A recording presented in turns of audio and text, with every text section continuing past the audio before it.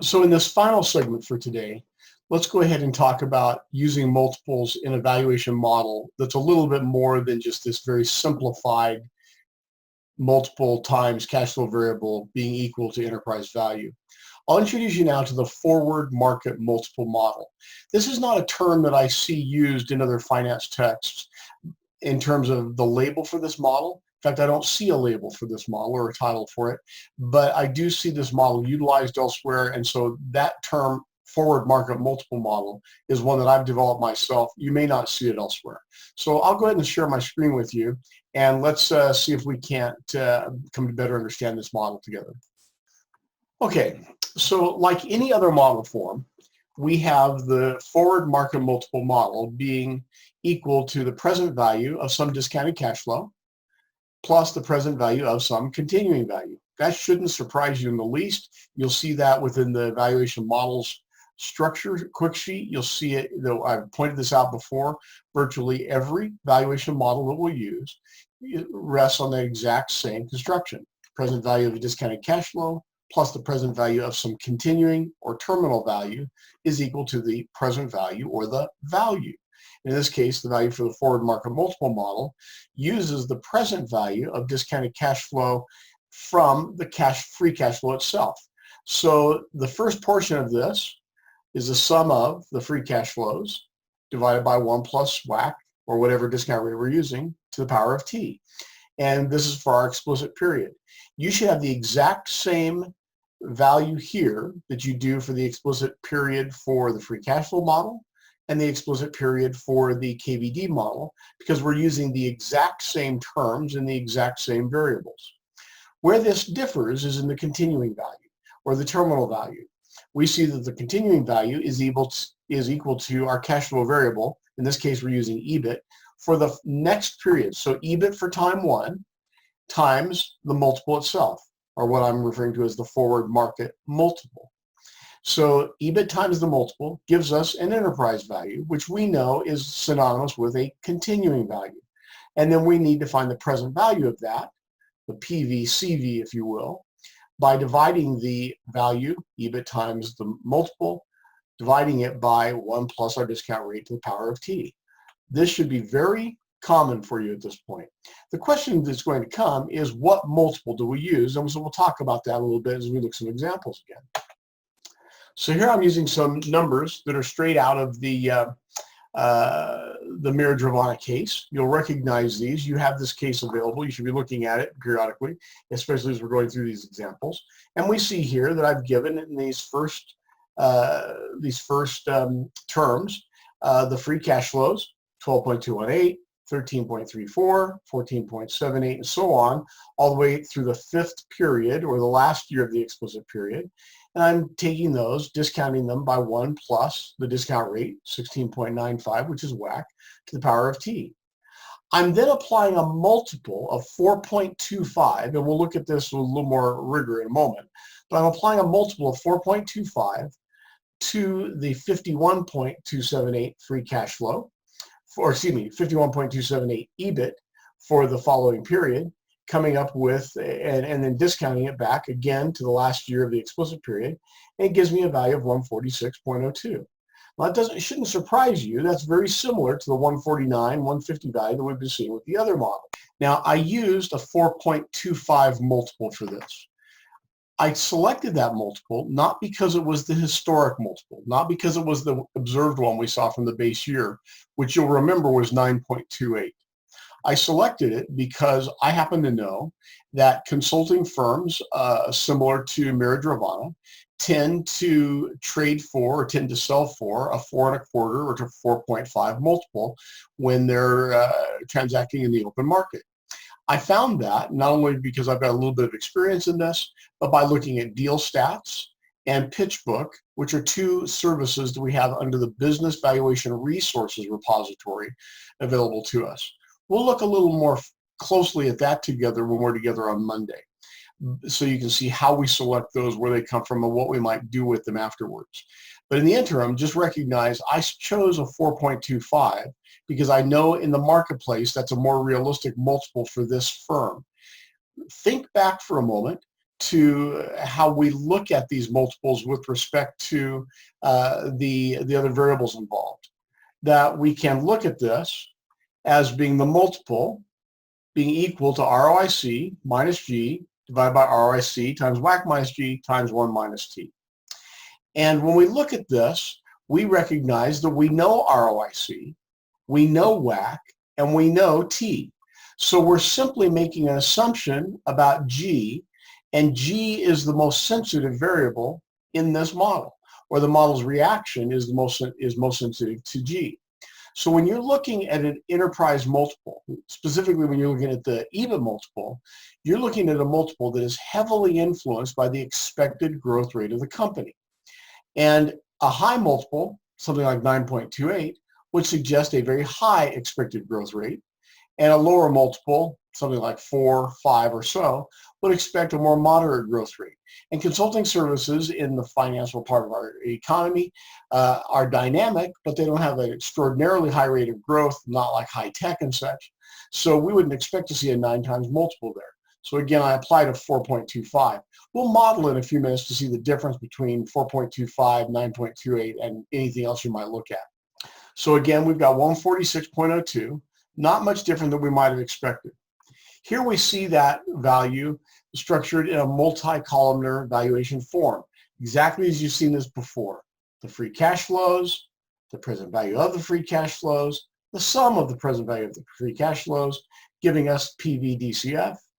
Here we have our continuing value, which was the multiple 4.25 times EBIT of 51.278. That gave us 217.93.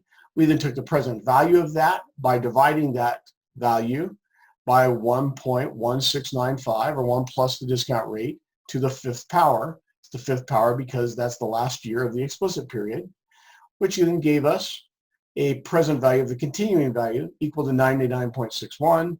I add the two present values together, and I have the 146.02.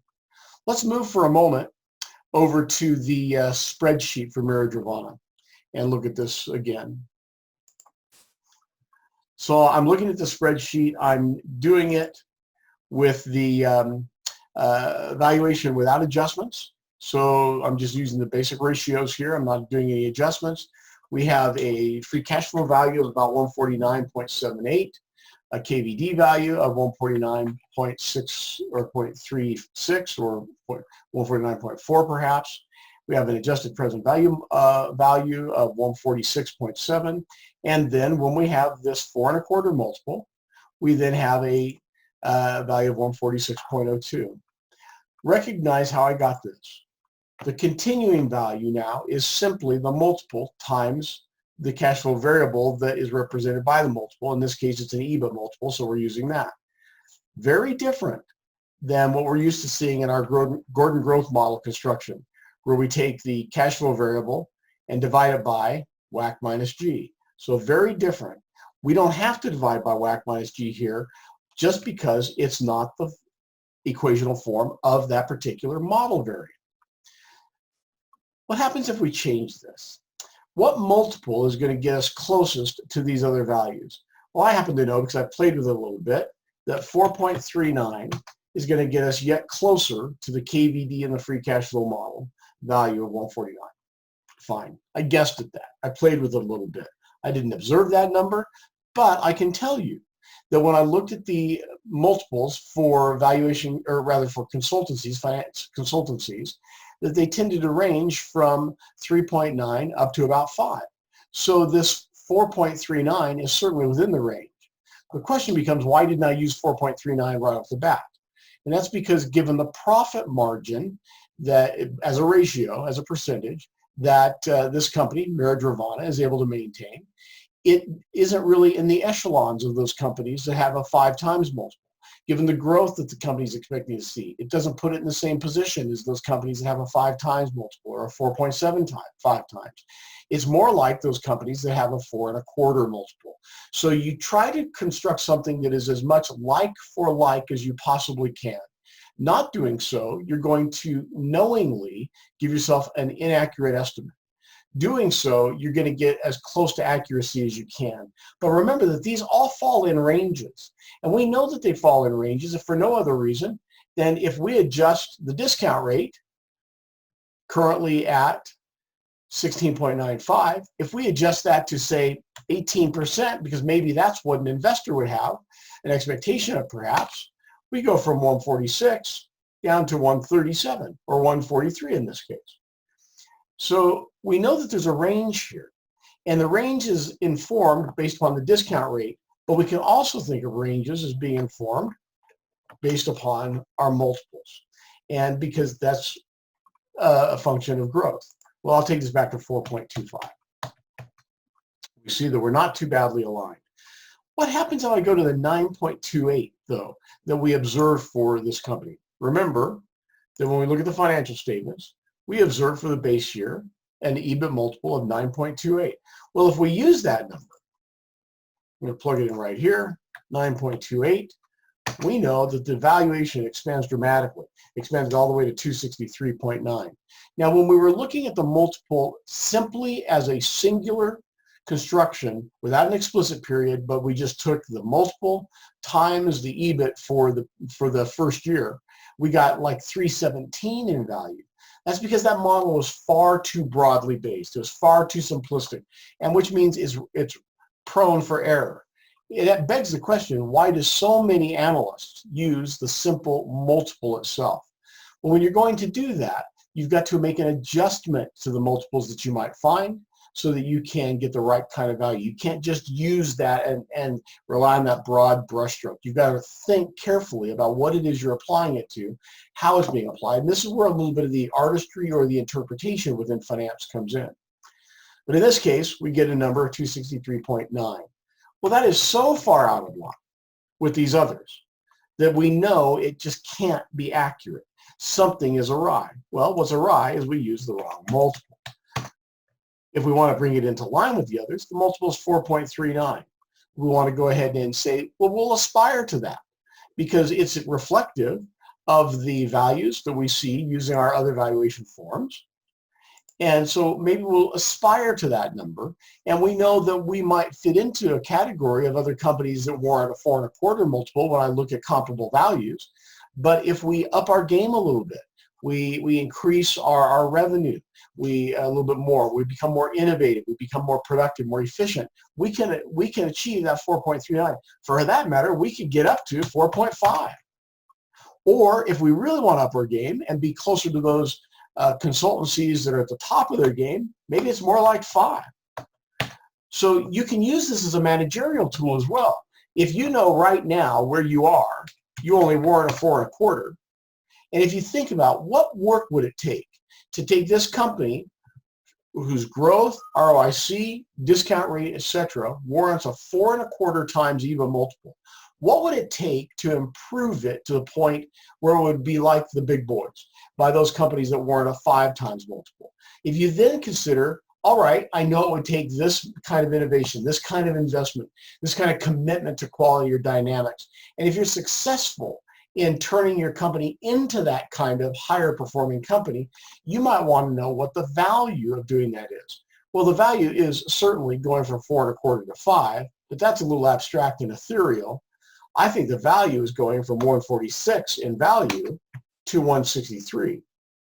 That is a, what, 17, in this case, $17 million increase in value simply by being able to improve the performance of the company by helping it warrant a higher multiple. I hope this is taking you through the forward market multiple model enough for you to understand it. You'll work this model through in a couple of the problem sets. In fact, the very last problem set that we have will be with a company by the name of Leland Manufacturing. And Leland Manufacturing, the problem set you'll have for them is fully fleshed out. It'll walk you through all the different elements, including going all the way to a multiple value like we've just constructed here. But unlike any of the other problem sets, this one doesn't have a solution there for you. You can't rely on the solution. You're on your own on this one. So when you get to that, hopefully you'll have played with this model enough. We'll have gone through it a couple of times within our class sessions. You'll have dealt with it within at least one other one other problem set, and you'll deal with it when it comes to the last of the I think the last of the Excel assignments. But when you get there, you're going to find that you're going to have to start interpreting a little bit more, and that's going to help you prepare for the final exam, which is an interpretive exam.